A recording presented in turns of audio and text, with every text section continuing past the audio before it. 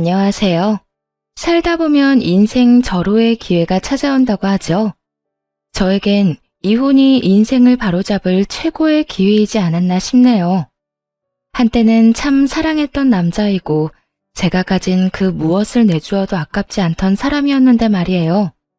하지만 전 남편의 추악한 속내를 알고 나니 입안에 들어있는 사탕까지도 다 뺏어버리고 싶은 심정이더군요. 친정아빠가 주변 사람들을 의심하고 또 의심할 땐 왜 무턱대고 사람을 의심하냐며 그렇게나 못마땅해 했었는데 말이죠. 많은 일을 겪고 난 지금에서야 왜 아빠가 그렇게까지 돌다리를 부서져라 두드리고 건너는지 알 것만 같더라고요. 10길 물속은 알아도 1길 사람 속은 모른다더니 그걸 경험을 통해서 누구보다 더 정확하게 깨닫게 되었네요. 한때 삶의 전부였던 남편과는 회사에서 만나 결혼까지 하게 된 사이였어요. 저희가 일했던 회사는 친정아빠가 운영하던 작은 중소기업이었는데 아빠의 삶이 녹아있던 그곳에서 남편을 만나게 되었던 것이죠. 성실한 모습에 예의가 몸에 밴 남편의 모습이 참 보기 좋더라고요. 평소 제가 상상하던 배우자의 모습과 가깝기도 했고요. 그래서 집안 차이는 대수롭지 않게 여기며 결혼까지 한 것이었는데 결국 결과는 이렇게 되어버렸네요. 더 큰 행복을 가져다 줄 거라고만 생각했던 결혼에 꼴이 나고 난 후 일을 그만두고 집에서 남편을 내조하는 것에 집중하기로 했어요. 결혼을 하며 남편이 회사에서 받게 될 눈초리도 신경이 쓰였고 그래야 남편이 회사에서 좀 더 마음 편히 일할 수 있지 않을까 생각했기 때문이었죠. 남편은 이런 제 배려가 아깝지 않게 누구보다 열심히 회사 생활을 했고 그에 대한 보답을 받는 듯 승승장구하며 오롯이 혼자의 힘으로 회사 내에서 인정을 받았고요. 장인어른을 믿고 조금은 나태해지거나 건방져질 법도 한데도 남편은 그럴수록 본인이 더 잘해야 장인어른에게 민폐가 되지 않는다고 말하곤 했죠. 그렇게 늘 새벽에 출근을 하고 가장 마지막까지 회사에 남아 일을 하곤 했어요. 주말도 없이 밤낮으로 일만 하는 남편 덕에 결혼을 하고 난 후 데이트다운 데이트 한번 해본 적이 없었네요. 하지만 괜찮았어요. 오히려 그렇게까지 열심히 사는 남편을 잘 보필하며 저 역시 늘 열심히 살려고 노력했죠. 앞서 말씀드린 것처럼 아빠는 사람을 쉽게 믿지 않는 분이셨고 그래서 남편에게 다른 의중이 있을 것이라며 의심스럽게 바라보시던 시절도 있었어요. 하지만 3년 동안 한결같이 성실한 남편의 모습에 마음을 여시는가 싶더니 어느 순간부턴 중요한 결정을 내리기 전엔 남편을 불러 상의하곤 하더라고요. 여보, 오늘은 일찍 온다더니 왜 이렇게 늦었어? 그게 장인어른께서 이번 투자처 때문에 급하게 상의 좀 하자고 하셔서 장인어른이랑 서류 좀 살펴보느라 늦어졌어. 많이 기다렸어? 아니, 그냥 연락도 없이 늦길래 걱정했지. 그나저나 우리 아빠가 이제 당신한테 많이 의지하긴 하는가 봐. 이런 결정 내릴 때마다 당신 많이 찾네? 우리 여보가 일을 잘하긴 잘하나 보지? 멋있어. 이러다가 곧 아빠가 더 중요한 자리로 승진시켜주는 거 아니야? 에이, 그런 말 하지도 마. 난 지금 자리도 벅차니까 말이야. 장인어른께도 그런 말은 하지도 마. 난 정말 장인어른께 패되기 싫어서 열심히 하는 건데 괜히 그런 말 때문에 장인어른이 괜한 오해하시는 거 싫어. 알겠지? 걱정도 팔자다. 내가 왜 그런 말을 하겠어? 당신 곤란해지게. 그냥 나는 당신이 이만큼 열심히 하고 잘하니까 그렇지. 여보, 정말 멋있어. 진짜 대단하다고 생각해. 당신도 대단하고 멋있어. 나야 나가서 일만 하면 되지만 당신은 안팎으로 내조한다고 얼마나 힘들어. 그런 면에선 나보다 당신이 더 대단하고 멋있어. 만족감이 가득한 평화로운 시간을 보내던 어느 날, 시댁에 신경이 쓰이는 사람이 생겼어요. 그건 바로 남편의 사촌 동생이었는데 외국에 살고 있어 지금까지는 한 번도 본 적이 없었죠. 외국에서 혼자 귀국하게 된 아가씨는 시댁에서 지내고 있었고 기분 탓인지 몰라도 시댁에 갈 때마다 묘하게 날선 반응을 보인다는 느낌이 들더라고요. 저와 시모의 사이를 떼놓으려고 술을 쓴다는 느낌을 몇 번 받기도 했고요. 가장 어이가 없었던 사건은 시모의 생신을 얼마 앞두지 않았던 날에 일어났어요. 시모와 오랫동안 이야기한 끝에 약속했던 데이트를 하기로 한 날이었죠. 그간 하고 싶었던 일을 골라 하루 날을 잡고 제대로 함께 보내기로 한 날이었거든요. 그래서 영화 예매도 하고 예약하기 어려운 마사지샵과 근사한 식사까지 예약한 상태였고요. 그야말로 만반의 준비를 하고 시댁으로 갔죠. 어머님, 오늘 저랑 데이트하기로 하신 거 기억하시죠?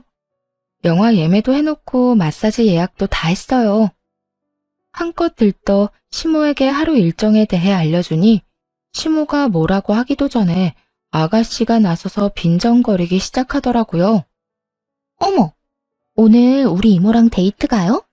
그러면 나는 어떻게 해요? 혼자 집에 있어요? 듣자하니 돈도 많다던데 쓰는 김에 좀 더 쓰지. 순간적으로 아차 싶기도 했어요. 전혀 생각지도 못했거든요. 그러면서도 설마 하니 이런 데이트에 눈치도 없이 껴달라는 말을 할까 싶었는데 아가씨는 눈치가 없는 것이 아니라 눈치를 볼 생각이 없는 거였더라고요. 아, 제가 생각을 못했네요. 다음엔 같이 가요. 오늘은 어머님이랑 좀 다녀올게요. 아니, 그러지 말고 언니가 오늘은 좀 양보해 주세요. 제가 이모랑 데이트 좀 하게요. 한국 와서 종일 자느라 제대로 된 외출도 못했는데 언니가 양보해주면 제가 오늘 대신해서 이모랑 즐거운 시간 보내다 올게요. 사실 언니도 저한테 고마운 거 다 알아요? 요즘에 누가 시어머님 모시고 다니는 거 좋아라 해요? 그러니까 이렇게 말할 때 못 이기는 척 빠져요. 알겠죠? 이모도 나랑 가는 게 더 좋잖아. 그렇지?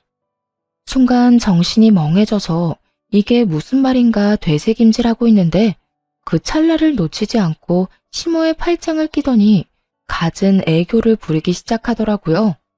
곧이어 시모도 하는 수 없다는 듯 웃으며 이렇게 말했어요. 그래, 아가. 이번엔 아가가 좀 양보해 주려무나. 우린 다음에 또 가도 되지만 얘는 언제 다시 외국으로 들어갈지도 모르는데.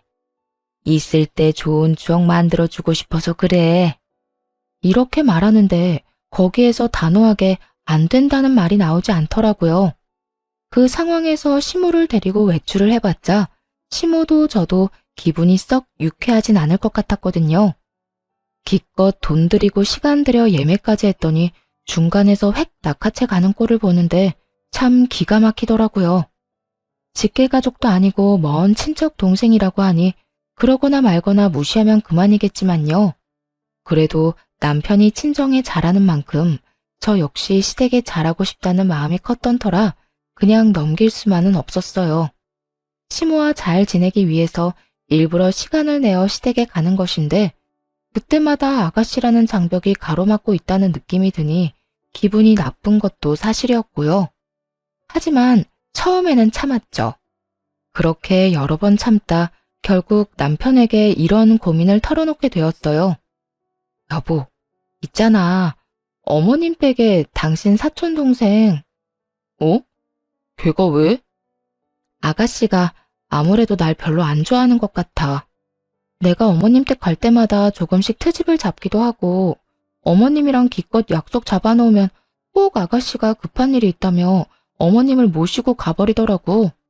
아니면 우리 약속에 같이 와서는 나만 겉돌게 만들거나 그래. 처음엔 내가 너무 예민한 건가 싶었는데 매번 같은 일이 반복되니까 나도 슬슬 기분이 나빠지려고 해서 말이야. 그렇다고 내가 직접 뭐라고 하기엔 증거도 없고 치사해 보이기도 하고. 그런데 또 그냥 참기엔 이건 너무 아닌 것 같아서. 어떻게 생각해? 이야기를 들은 남편은 더 화를 내며 자신이 해결하겠다고 큰 소리를 치더군요. 참기는 왜 참아 당신이.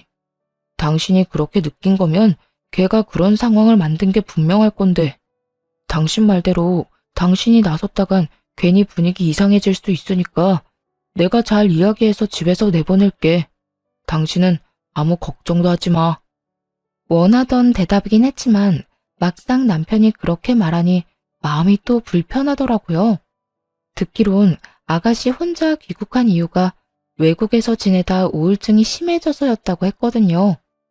그래서 혼자 지내지 않고 시댁에서 보살피기로 했다고요.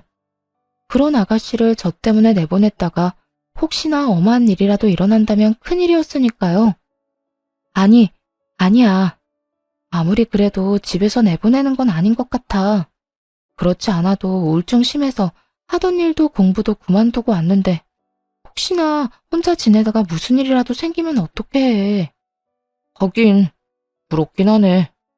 그것까진 생각 못했네. 그러면 일단 내가 잘 이야기해볼게. 당신 곤란하지 않게 말이야. 남편이 알아서 해보겠다고 한 후 이야기가 잘 된 것인지 더는 저에게 나를 세워 대하지는 않더라고요. 여전히 시모와의 사이에 껴있단 느낌이 들긴 했지만 전처럼 심한 것은 아니었어요.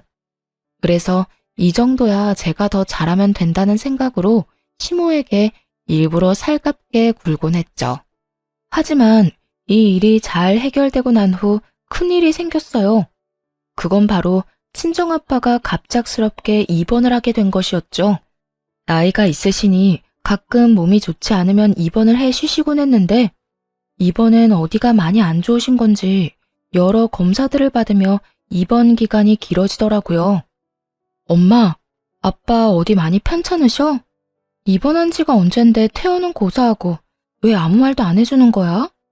나 진짜 답답해, 겁도 나고. 겁날 것도 많아. 아직 검사 결과가 안 나와서 그래. 이번에 검사를 많이 해서 그런가 결과 나오는데 시간이 꽤 걸리네. 그러니까 너무 걱정하지 말고 넌 네 할 일 하고 있어. 자세한 건 나중에 이야기하자, 천천히. 어느 하나 명확하지 않은 엄마의 대답은 더욱 불안하게 만들었고 무서운 생각도 들어 걱정만 늘어가고 있었어요. 딸바보라 소문난 아빠의 사랑을 듬뿍 받고 자랐던지라 온통 아빠에게 신경이 곤두서 있던 상황이었죠. 그런데 그 와중에 남편이 점점 이상하다는 느낌이 들더라고요. 여보, 오늘 나 병원 갈 건데 당신도 같이 갈래? 난 오늘 일 때문에 중요한 약속 있는데. 왜 그 있잖아. 중요한 거래처 사장님이랑 요즘 조율하고 있다고 했던 거. 그 일로 오늘 만나기로 했어. 아, 그거? 그런데 그건 저번 주에 마무리했다고 하지 않았나? 그 일 때문에 당신 늦는다고 하고 새벽에 들어왔었잖아. 그때 분명히 마무리했다고 들은 것 같은데? 그게 내 착각이었지 뭐야? 난 충분히 좋은 쪽으로 마무리됐다고 생각했는데 상대방 생각은 다르더라고. 그래서 오늘 다시 만나 뵙기로 했어. 처음엔 저보다도 자주 병원에 들락날락하던 사람이 이런저런 핑계를 대며 병원의 발길을 끊어버리기도 했고 시댁을 핑계 삼아 외박을 하는 날도 생겨나기 시작했어요. 여보, 오늘도 많이 늦어? 오늘 엄마한테 좀 다녀와야 할 것 같아. 며칠 전에 연락이 왔는데 아들 얼굴 까먹겠다며 오라고 성하셔서 말이야. 무슨 일 있는 것 같기도 하고 아마 전화로 할 말은 아닌 것 같고 얼굴 보고 해야 할 말 같아서 오늘 가보려고. 아, 그래? 그러면 나도 오늘 어머님 댁으로 가 있을까? 그러고 보니까 내가 요즘 아빠 때문에 어머님을 전혀 신경 못 썼네. 그런데 무슨 일인 거지? 큰일이라도 생기셨나? 아니야. 당신은 그냥 장인어른 병원이나 다녀와서 집에서 푹 쉬어. 그렇지 않아도 신경 쓸 일 많은 사람이 시댁까지 왜 챙겨? 우리 엄마 그렇게 이해심 없는 사람 아니니까 당신은 그냥 쉬고 나 혼자 다녀올게. 아니다. 오늘 간 김에 하루 자고 거기서 바로 출근할 테니까 당신은 내 밥 걱정하지 말고 푹 쉬어. 걱정을 하지 말라고는 해도 걱정이 될 만한 상황이었어요. 시댁에 일이 있다, 혹은 시모가 찾는다는 이유로 시댁에 가는 날은 잦아졌거든요. 더구나 막상 다녀와서는 무슨 일 때문인지 이렇다 할 설명도 없었고요. 아무리 제가 친정일 때문에 정신이 없다고는 하지만 그게 아니라 정말로 말하지 못할 법한 큰일이라도 생긴 것은 아닌지 어느 순간부터 걱정이 되기 시작했네요. 그래서 시모에게 전화를 걸어 상황을 떠보기로 했어요. 어머님, 잘 지내시죠? 그럼, 난 잘 있지. 사돈 어른은 어떠시니? 아직 병원에 계신다고 들었는데. 네, 아직 병원에 계세요. 이런저런 검사 다 받으시고 결과 기다리고 계세요. 댁에는 별일 없으시죠? 몸은 좀 어떠세요? 응, 난 아픈 곳도 없고 별일도 없어. 넌 너나 걱정하려무나. 요즘 병원 왔다 갔다 하느라고 마음고생 심하지? 이럴 때일수록 네 건강은 네가 챙겨야 하는 거야. 입맛 없어도 끼니는 꼭 챙겨 먹고. 알겠지? 네, 어머님. 혹시나 집에 무슨 일 있으면 꼭 연락해 주세요. 혹시나 저 생각해서 숨기지 마시고요. 그래, 알겠어. 혹시나 네 도움 필요한 일 있으면 꼭 연락할 테니 걱정하지 말거라. 시모의 목소리는 밝았고 무슨 일을 숨긴다고 하기엔 태연하기까지 했어요. 하지만 남편은 이런저런 일이 생겼다며 시댁에서 자고 온다고 했었고 점점 그런 남편이 이상하다고 생각했죠. 평소에 저였다면 그때 바로 뒷조사를 하든 추궁을 하든 했을 텐데 그 당시에는 그저 그럴 만한 일이 있겠지 하고 안일하게 넘겼어요. 그만큼 다른 일에 신경 쓸 여유가 없기도 했고 남편을 믿어 의심치 않았기에 말하지 못할 일이 있겠거니 했던 거였죠.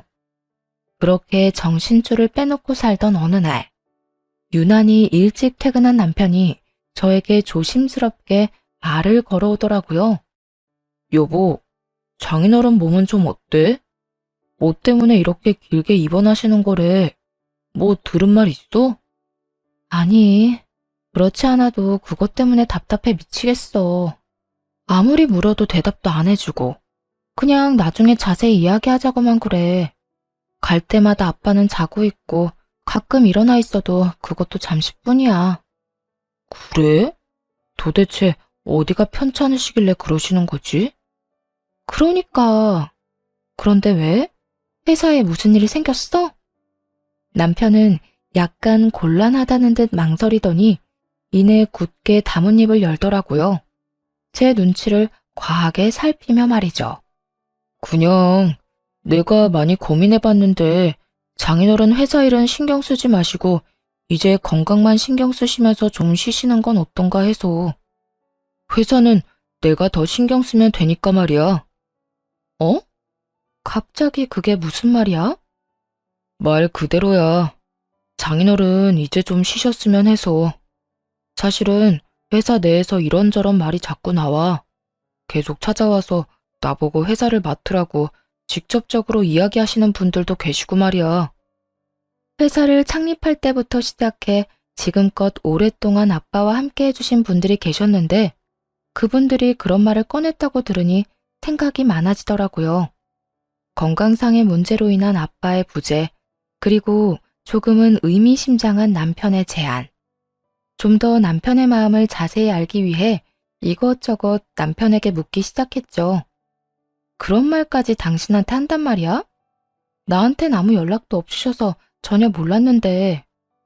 당신한텐 아무래도 말하기가 그랬겠지. 나한텐 예전부터 그런 식으로 말씀하시곤 하셨어. 처음엔 내가 그럴 만한 그릇도 되지 않는데 왜 그러시나 싶기도 했어. 그런데 장인어른 입원 기간이 길어지니까 그런 말이 귀에 들어오기 시작하더라고.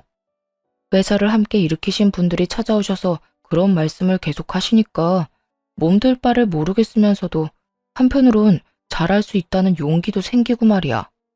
당신도 잘 알잖아. 나 당신이랑 결혼하고 얼마나 열심히 회사를 위해 살았는지. 그러니까 당신이 장인어른께 잘 좀 이야기해주면 안 될까?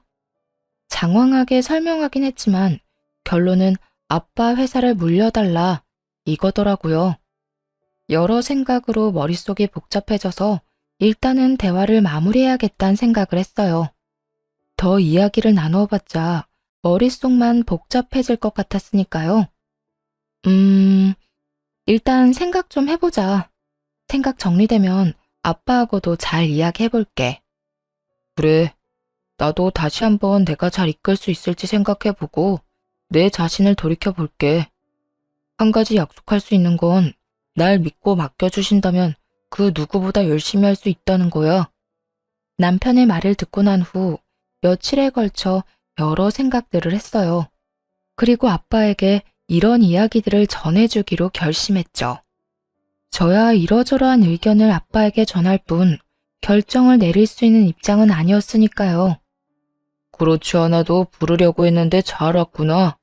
그래, 우리 딸 할 말 있다고? 그게... 아빠, 회사 내에서 이런저런 이야기들이 나오기 시작하나 봐요. 아무래도 아빠 건강 문제도 있고 박서방한테 회사를 물려주고 아빠는 이제 좀 쉬시는 게 어떤가 하는 말이요. 저도 이런저런 생각을 많이 해봤는데 아빠 생각은 어떤지 궁금해서요. 그래? 그렇지 않아도 박서방 문제로 상의할 것이 있어서 부르려고 했는데 통한 것 같네, 딸. 그날 아빠와 전 여러 이야기들을 나누었고 아빠는 변호사와 남편을 불러 유언장을 쓰기 시작했어요. 유언장엔 아빠가 돌아가시거나 그와 유사한 상황이 오면 남편이 회사를 맡게 된다는 내용과 함께 여러 재산을 남편에게 상속한다는 내용이 있었죠. 아빠가 유언장을 작성하는 걸 본 남편은 눈물까지 글썽이며 감사하단 말을 아끼지 않더라고요. 장인어른, 정말 감사합니다. 믿고 맡겨주신 만큼 열심히 실망하지 않으시도록 제가 열심히 배우고 잘 이끌겠습니다. 후후, 박서방, 잘 부탁하네. 아직은 내가 사장 자리를 지키고 있긴 하지만 내가 없으면 자네가 다 맡아 해야 할 자네 회사네. 그러니 부디 잘 이끌어주게. 그리고 내 딸도 마찬가지네. 우리 귀한 딸 눈에서 눈물 나지 않도록 박서방이 많이 아껴주고 사랑해주게. 걱정하지 마십시오, 장인어른. 회사는 물론이고 제 와이프 눈에서 눈물 나는 일 절대로 없도록 하겠습니다. 아시지 않습니까? 이 사람을 저 자신보다도 사랑하고 아끼는걸요. 그러니까 다른 걱정은 하지 마시고 건강 하나만 신경 쓰시면서 지내주세요. 그래, 여러모로 자네를 믿어보겠네. 훗날 무슨 일이 일어나는지를 모른다면 참 아름다운 장면이었죠. 눈물을 글썽이며 아빠의 손을 잡은 남편과 그런 남편의 손을 두 손으로 감싸주고선 바라보는 아빠. 정말 드라마에서 보던 장면 아닌가요? 하지만 이런 드라마 같은 상황은 찰나와도 같았어요. 유언장을 쓰고 얼마 지나지 않아 엄마에게서 연락이 왔으니까요. 그 연락을 받은 건 다름 아닌 남편이었어요. 네, 장모님. 이렇게 일찍 무슨 일 있으세요? 박서방, 아무래도 마음의 준비를 하는 것이 좋을 것 같아서 전화했어. 그게 무슨 말씀이세요? 말 그대로야. 바깥 양반 얼마 못 버틸 것 같아. 갑자기 상태가 급격하게 나빠지기 시작하더니 지금은 의식이 없어. 병원에서 마음의 준비를 하는 게 좋다고 하더라고. 어떻게 이렇게나 갑자기... 장모님은 좀 괜찮으세요? 나보다 우리 딸이 걱정이네. 자네가 말 좀 잘해줘. 잘 위로해주고 말이야. 딸 목소리 들으면 말이 안 나올 것 같아 자네한테 연락했네. 네, 장모님. 걱정하지 마세요. 제가 잘 이야기하고 챙길게요. 마음 잘 추스르고 계세요. 제가 시간 내서 병원으로 갈게요. 그 연락을 시작으로 저의 일상을 비롯해 모든 것이 다르게 흘러가기 시작했어요. 남편은 점점 변해가더라고요. 하루가 멀다고 제 집처럼 오가던 병원은 발길을 끊어버렸고 상냥한 말투는 온데간데 없이 사라졌네요. 여보, 요즘 당신 좀 변한 것 같아. 무슨 일 있어? 좀 예민하다고 느껴지기도 하고 무심하다고 느껴질 때도 있어서 서운할 때도 있다고. 요즘 많이 힘들어? 서운? 당신이 애야? 별것도 아닌 일에 삐지고 서운하게? 그리고 나 요즘 바쁜 거 뻔히 알면서 그런 일로 서운하다는 말을 하고 싶어? 철이 없는 거야, 생각이 없는 거야? 그렇지 않아도 바빠서 몸도 마음도 힘든데 제발 집에서라도 마음 편히 좀 있자, 어? 당신이 이러니까 무슨 일 있냐고 묻는 거야. 요즘 내가 무슨 말만 하면 이런 반응이니까. 걱정돼서 건네는 말에 돌아오는 건 매번 날선 대답이니까. 입장 바꿔서 당신 같으면 이런 생각이 들지 않겠어? 당신이 그렇게 느낀다면 내가 요즘 예민한 게 맞겠지. 그런데 내가 그렇게나 예민하게 굴면 좀 내버려 두면 안 되는 거야?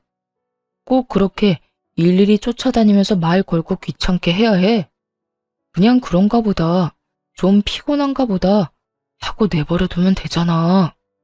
이렇게 까칠해지는 것은 기본이었죠. 이게 다가 아니었어요. 어느 순간부터 점점 귀가가 늦어진다 싶더니 하루는 회사 근처에 지낼 곳을 얻었다고 하더군요. 나 회사 근처에 집 얻었어. 뭐? 왜? 바쁠 땐 새벽까지 일해야 하는데 매번 집에 왔다 갔다 하기 힘들어서. 어차피 집에 와도 씻고 옷만 갈아입고 바로 다시 나가야 하는데 그 시간 아껴서 잠이라도 좀 자면 좋잖아. 그래서 늦어지면 여기 말고 아예 그 집으로 왔다 갔다 하려고. 그러니까 내가 늦으면 기다리지 말고 먼저 자. 두 집 살림한다는 말을 참 당당하게도 하더군요. 화도 나지 않았어요. 이렇게 나올 걸 어느 정도 알고 있었으니까요. 무슨 이야기냐고요? 사실 남편이 친정아빠를 들먹이며 회사를 탐내고 있다는 느낌을 받은 순간부터 남편을 의심하기 시작했거든요. 그때 바로 남편의 뒷조사를 시작했고 그 결과는 상상도 한 적도 없던 것이었죠. 우선 남편은 회사 사람들의 권유를 받은 것도 아니었어요. 오히려 회사 내 오래된 분들을 직접 찾아뵙고 다니며 자신의 편으로 만들기 위해 온갖 애를 쓰고 있었더라고요. 때로는 큰 금액의 돈을 빼돌려 그분들을 회유하는 것에 쓰기도 했고요. 그것뿐만이 아니었죠. 더 어이가 없었던 건 시댁에 잠시 살기로 했다던 신경 쓰이는 그 여자였어요. 그러니까 아가씨로만 알고 있던 사람 말이에요. 사촌 동생이 아니었더라고요. 그 여자의 정체는 상간녀였어요. 정말 간도 크죠? 저도 들락거리는 시댁에 본인 사촌 동생으로 둔갑시켜 숨겨뒀더라고요.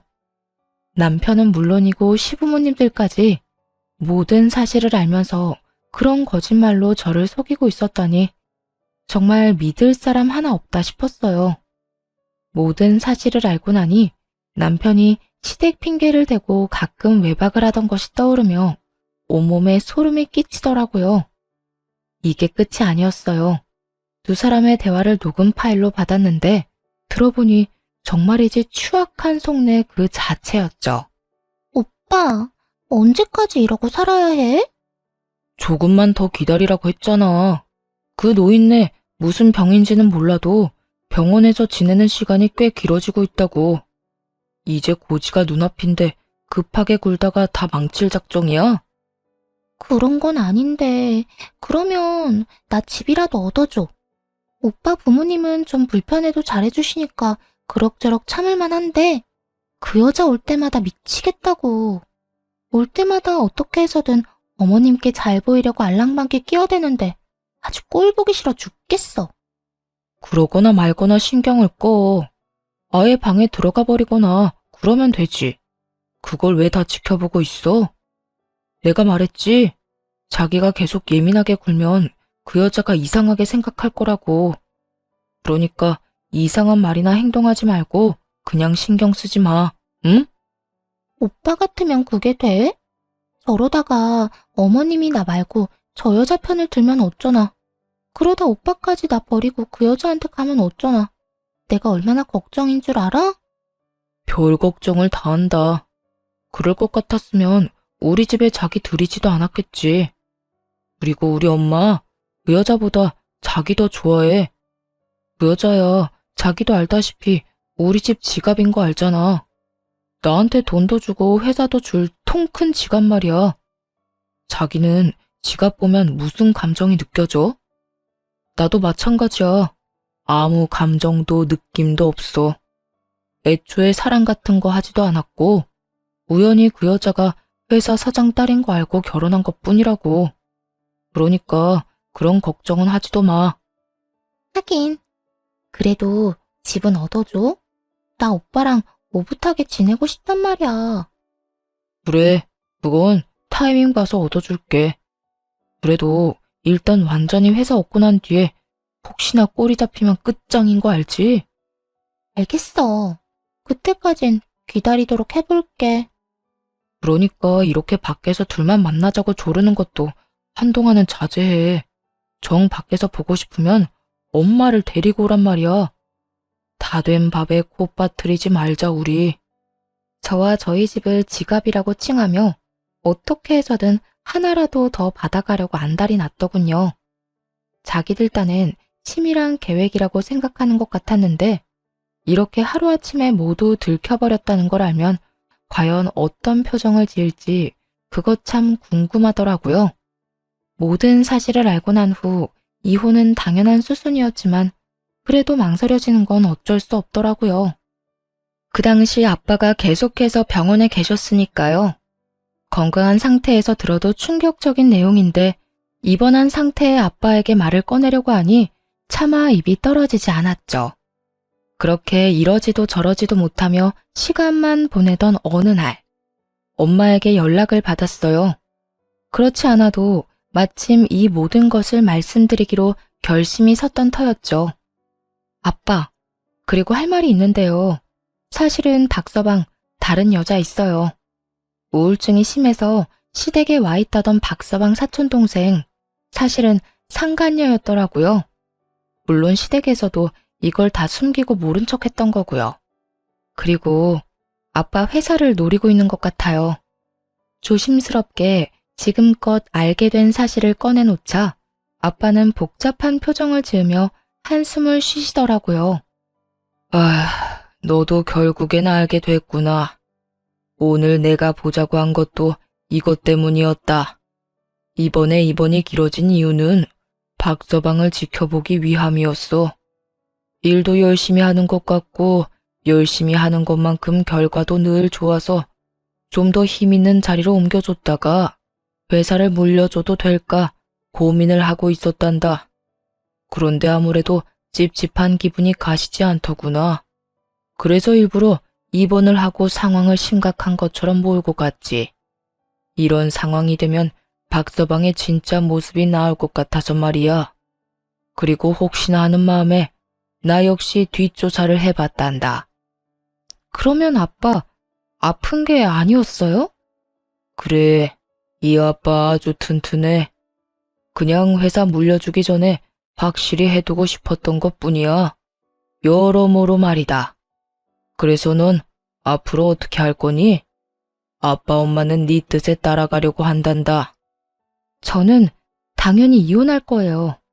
이 모든 사실을 알았는데도 그런 인간이랑 더 살겠다고 하면 그건 제정신이 아닌 거죠. 그래, 우린 혹시나 해서 물어봤단다. 그러면 앞으로 어떻게 해야 할지 이야기를 좀 나눠볼까? 아빠와의 상의 끝에 위자료만 받고 끝내지 말고 복수를 계획했고, 그래서 유언장을 작성하는 것부터 시작해 아빠가 위독하다는 가짜 소식까지 전했던 것이었어요. 기쁨에 도취하여 있을 때 모든 걸 빼앗기로 한 것이었죠. 예상대로 남편은 하루가 다르게 변해갔고 그런 남편의 모습을 지켜보며 저 역시 마음 정리를 빠르게 해나가던 상태였네요.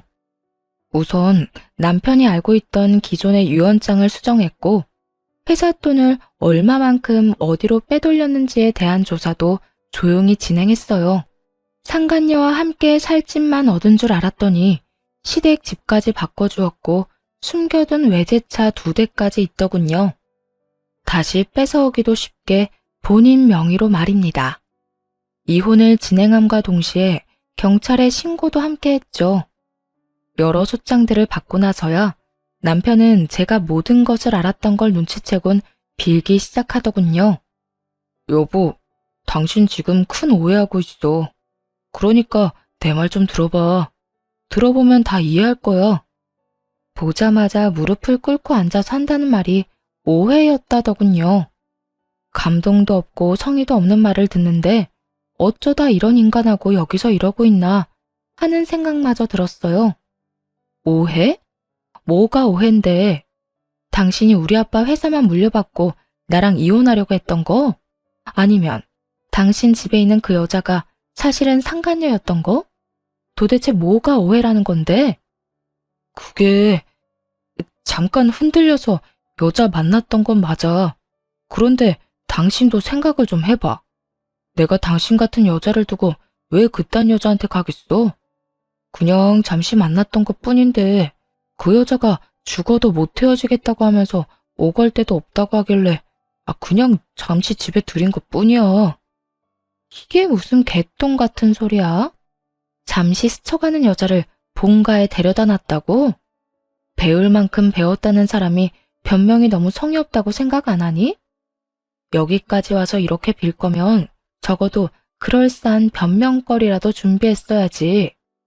다 됐고 그냥 우리 이혼해. 내가 다 잘못한 거 맞고 당신한테 죽일 놈 맞는데 다른 건 다 해줘도 당신하고 이혼만큼은 못해. 절대 안 해. 그래, 당신 이럴 줄 알고 변호사 선임해뒀어. 당신이 뭘 어떻게 하든 이혼은 꼭 하게 될 테니까 그런 줄 알아. 경찰 조사는 아직이지? 당신 회사 돈 야금야금 가져다 쓴 것도 다 신고했으니까 그런 줄 알고 준비 잘해둬. 그리고 당신 부모님을 비롯해서 그 여자한테도 다 소송 들어갈 테니까 그런 줄 알고. 저를 찾아와 무릎을 꿇고 앉았을 때보다 더욱 좌절한 얼굴이었어요. 그도 그럴 것이 남편 놈은 앞으로 벌어지는 모든 일의 책임은 본인 혼자 짊어지면 된다고 생각했을 테니까요. 그런데 생각지도 못한 부모님과 상간녀까지 한 세트로 묶어 죗값을 치르게 하겠다고 하니 보통 당황스러운 것이 아니었겠죠. 남편은 더 처절하게 제 바짓가랑이를 붙잡고 애원하기 시작했어요. 여보, 제발 내가 조용하게 당신이 하자는 대로 빨리 이혼할 테니까 그 여자랑 부모님은 건드리지 말아주라. 응? 내가 정말 잘못했어. 내가 왜 그래야 하는데? 우리 그럴 만한 돈 없어. 돈도 돈이지만 우리 부모님 나이도 많은데 그런 일까지 겪게 하고 싶지 않아. 그러니까 나이도 많으신 분들이 아들이 그딴 말도 안 되는 짓을 벌이는데 말리기는커녕 상간녀를 데리고 살고 있었다고? 당신 같으면 그냥 조용히 넘어갈 수 있었어? 당신 말대로 나이 지긋한 양반들이라 그냥 그렇게 넘어가는 거야. 아니었으면 나 진짜 가만 안 뒀어. 알고나 있어? 뻔뻔하게도 상간녀와 시부모를 감싸는 모습에 저는 고함을 꽥 질러버렸어요. 저에게 씻을 수도 없는 상처를 준 두 사람을 감싸는 인간 쓰레기의 모습에 더는 침착함을 유지할 수 없었으니까요. 함께 결혼 생활을 하며 이런 제 모습을 본 적이 없었던 남편놈은 꽤나 충격을 받은 표정이더라고요. 참 웃기지 않나요? 마음속으론 그깟 고함이 아니라 더 심한 상상을 오만 가지는 했는데 고작 그 고함 한 번에 그런 표정을 보였다는 게 말이에요. 여보, 정말 화 많이 났구나. 그걸 말이라고 하니? 넌 나뿐만 아니라 내 가족, 그리고 내 가족이 한평생을 갈고 닦은 터전까지 다 기만했어. 그런데 화가 많이 났냐고? 그런 당연한 걸 묻고 싶어? 내가 진짜 말도 다 하지 못할 만큼 잘못했어. 제발 이렇게 빌 테니까 한 번만 용서해줘. 그래, 장인어른.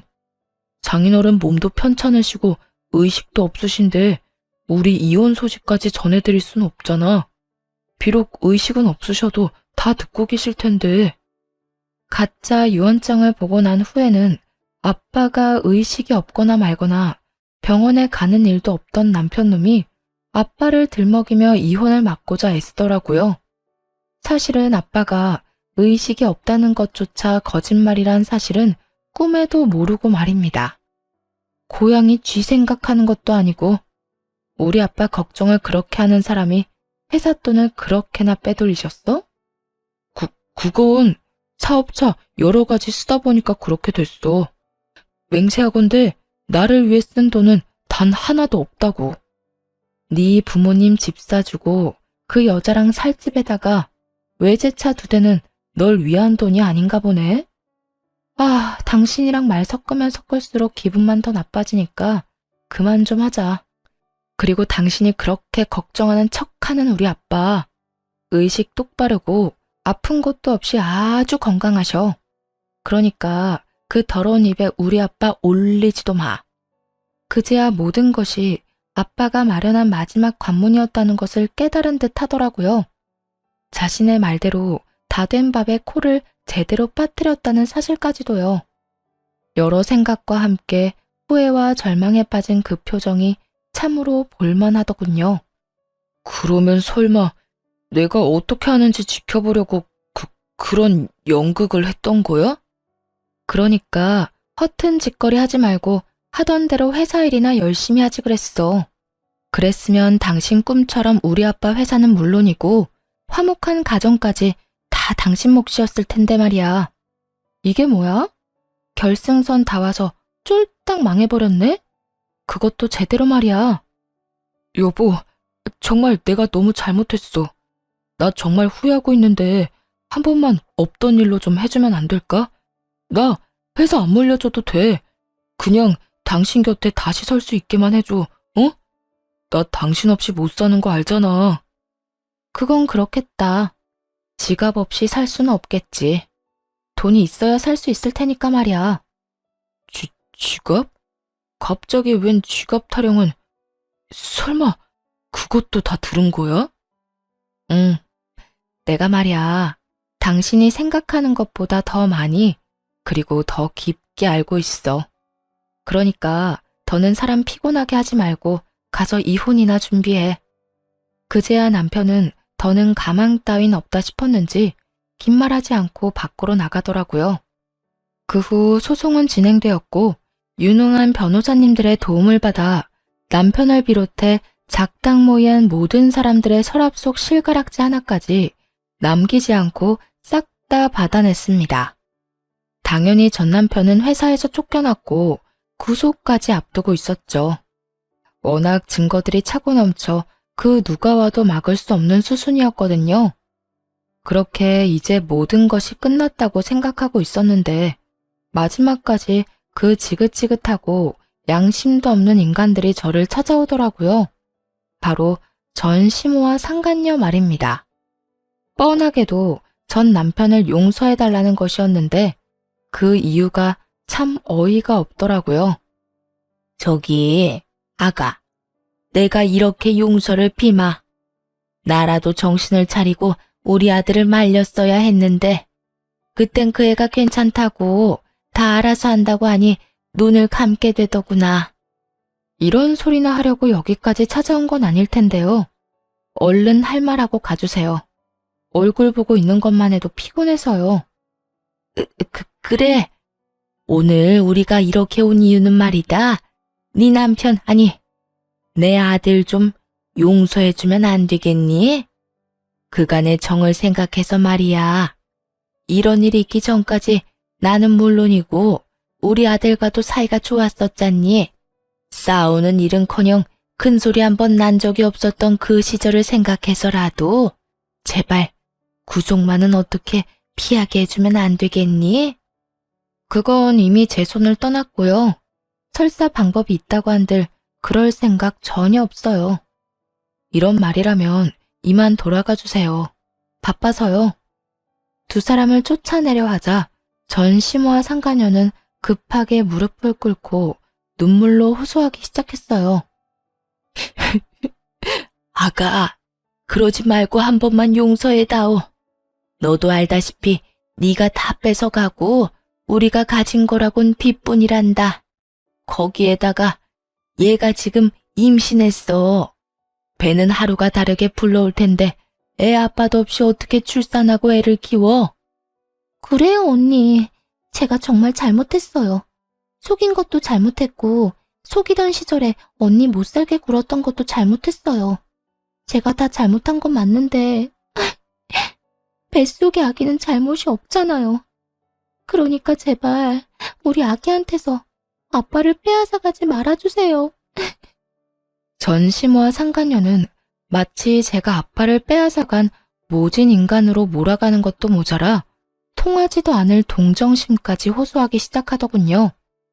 임신을 들먹이며 호소하면 제가 눈이라도 깜빡할 거라 생각했던 모양이었죠.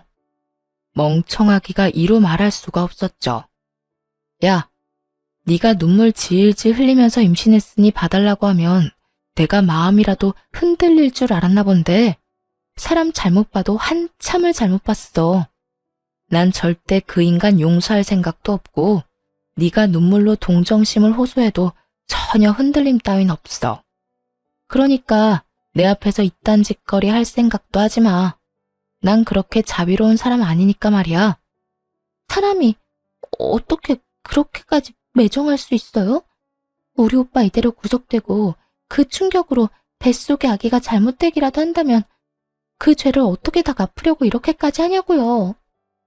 죄? 너 지금 나한테 죄라고 했니? 어디서 남의 남편 꼬셔서 불륜이나 저지른 주제에 감히 죄라는 단어를 입에 올려? 그리고 네 뱃속에 애, 그 애랑 내가 무슨 상관인데?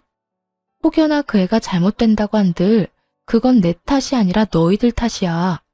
그러니까 이상한 피해자 흉내내지 말고 당장 꺼져. 지금 봤으면 알다시피 내가 노인 임산부 배려할 만큼 좋은 사람이 아니라서 말이야. 이 인연이 진짜? 누군 네가 예뻐서 이러고 있는 줄 아나 본데 나도 너 싫고 짜증나거든? 그 어떤 방법으로도 마음을 돌릴 수 없다는 걸 깨달은 상간녀는 욕짓거리하며 손을 치켜 세우더군요. 전 바로 그런 상간녀의 손을 붙잡아 그대로 집 밖으로 쫓아내버렸어요. 그 모습을 본 시모 역시 저에게 화를 내며 언성을 높이기 시작하더라고요. 너 지금 홀몸도 아닌 애한테 뭐 하는 짓이야? 그러니까요. 홀몸도 아니면서 왜 여기까지 찾아와서 이딴 꼴을 당한대요? 손버릇은 또 얼마나 안 좋은지 태교해야 할 사람이. 어쨌든 난 할 말 다 했으니까 2번 다신 찾아오지도 마세요. 그렇게 전 시모 역시 내쫓아 버렸어요. 내쫓기는 순간까지 어떻게 해서든 해를 가해보려 노력하는 듯 했지만 보기 좋게 질질 끌려나가고 말았죠. 그 후 전 남편은 구속이 되었고 누구 하나 돈 버는 재주가 없었던 전 시부모와 상간녀는 빚쟁이가 되어 길거리에 나앉았다고 하더라고요. 그런 상황은 단 한 번도 상상조차 해본 적 없었는지 상간녀는 그 길로 늙은 노부부를 버리고 도망가 버려 연락조차 되지 않는 상태라고 했어요. 그 뒤로 전 행복하기 위해 부단히 애쓰며 살아가고 있어요. 아빠는 회사에서 물러나셨고 회사는 제가 아닌 회사에 오래 계셨던 분이 맡아주시고 있고요. 그리고 지금은 다시 입사해 이런저런 일을 배우고 있는 중이에요. 친정에서 지내며 부모님의 집을 지키면서 말이에요. 두 분은 요즘 여행을 다니시며 행복한 시간을 보내시는 중이라 집이 비는 날이 더 많아 혼자 사는 거나 마찬가지네요. 이혼을 하고 난 후 가장 많이 바뀐 것은 시간을 오로지 저를 위해 쓴다는 것인데요. 결혼 생활을 할 땐 모든 시간이 전 남편만을 위해 쓰였는데 이혼을 하고 나니 그것이 그렇게 후회가 되더라고요. 그래서 요즘은 모든 시간을 오로지 저만을 위해 쓰고 있어요. 평일엔 회사 일을 잘 습득하기 위해 부단히 노력하고 주말엔 충전을 위해 그저 쉬기도 하고 여러 곳을 다니며 구경을 하기도 해요. 가끔은 운동을 하며 에너지를 쏟아내기도 하고요. 이혼을 하고 친정으로 갔던 날 소송 내내 무덤덤하게 저를 도우시던 부모님이 우시더라고요. 우리 딸 고생 많이 했어. 그동안 많이 힘들었지? 이 사람이 애 앞에서 울지 말라니까. 당사자도 저렇게 씩씩하게 잘 이겨내고 있는데 당신이 이렇게 울면 어쩌자는 거야? 딸, 고생했어. 많이 힘들었지? 이제 다 끝났다. 그러니까 한동안은 우리 좀 쉬자. 푹 좀 쉬고 다시 잘 시작해보자. 네, 엄마, 아빠. 저 잘 이겨낼 수 있어요. 그러니까 두 분도 너무 마음 아파하지 마세요. 저는 정말 괜찮아요. 한번 무너졌던 우리 가족은 지금은 보란 듯이 잘 지내고 있어요. 아빠 말씀대로 저흰 긴 휴식기를 지나 평온을 찾았고요. 앞서 말씀드렸다시피 부모님은 부모님대로 저는 저대로 새로운 출발을 시작했으니까요.